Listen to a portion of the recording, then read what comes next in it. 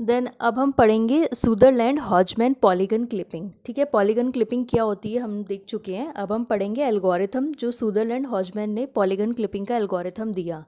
इस एल्गोरिथम में क्या होता है कि ये जो एल्गोरिथम है हमें एक लिस्ट ऑफ वर्टिसेस देता है। ठीक है, ये जो सुदरलैंड हॉजमैन एल्गोरिथम है ये क्या करेगा, ये हमें एक लिस्ट ऑफ वर्टिसेस देगा।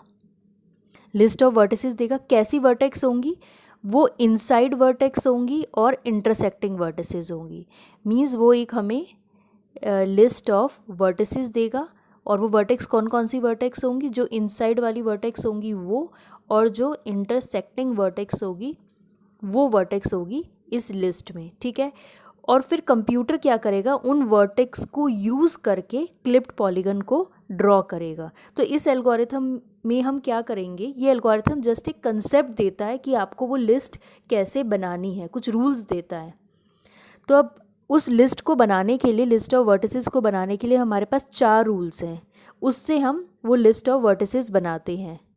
अब फर्स्ट रूल हम देखते हैं। पहला रूल क्या है, इसके लिए इसको एग्जाम्पल से समझते हैं।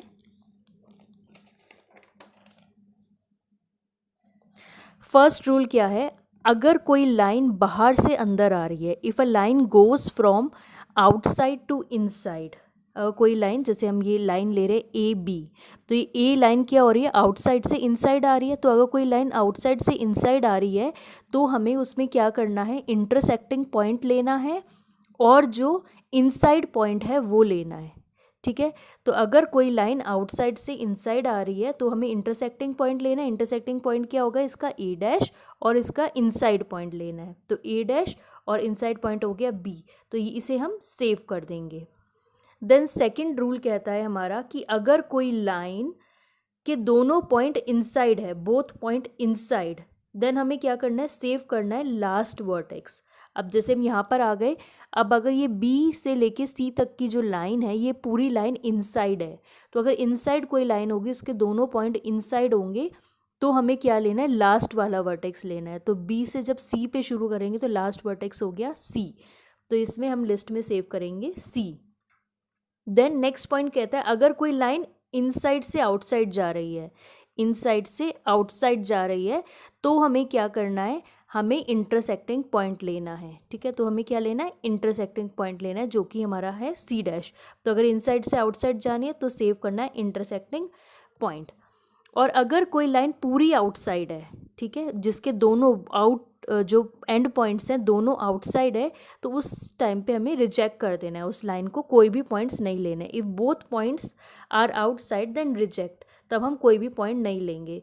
तो अब हमें लिस्ट ऑफ वर्टेक्स क्या मिल गई इसमें, ए डैश बी सी और सी डैश। ठीक है, तो हम सिर्फ इन्हीं पॉइंट्स को रखेंगे, बाकी का हम हटा देंगे, ये वाला पोर्शन हम हटा देंगे। तो हमारे पास क्या रह जाएगा, ए डैश बी सी और सी डैश। और इस फिगर को फिर हम ऐसे ज्वाइन करके क्लोज कर देंगे। ये हमें पॉलीगन मिल गया जो हमारा इनसाइड है।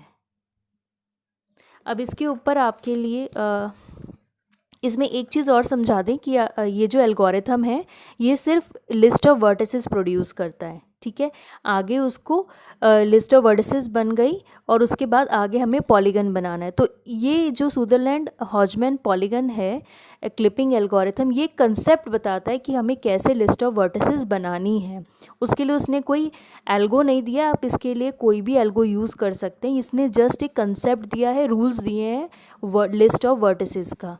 आप एल्गोरिथम इसके लिए कोई भी यूज़ कर सकते हैं। अब ये एक आपका न्यूमेरिकल है जो आपको असाइनमेंट करना है।